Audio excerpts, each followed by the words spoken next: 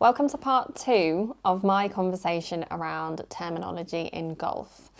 I did my first video on the two words woman versus ladies, and I actually just want to dive into it a little bit more because of the comments that I received on the previous video, which quite rightly pointed out the fact that I haven't really talked about the context of the word. There's tradition versus progression in golf.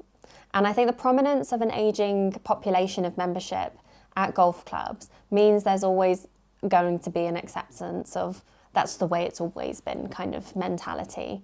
And that they're using the word lady without ill intent. But I just wanted to raise awareness of the fact that we do need to be a bit more progressive. I think there's also another part to it, which is that the women who are members of golf clubs are a little bit older and don't necessarily mind being referred to as ladies because it can be seen as very respectful.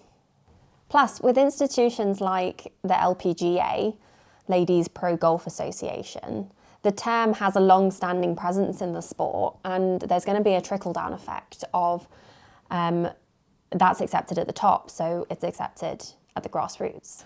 But should professional athletes be referred to as ladies? As I mentioned in my previous video, the term lady comes with certain associations that don't necessarily reflect the image of a modern, strong, empowered female athlete. And interestingly, in other sports like cricket and football and hockey and swimming, they always refer to their female sports people as women. So this choice of language makes me feel more aligned with power and professionalism that the athletes represent. So why should golf be any different?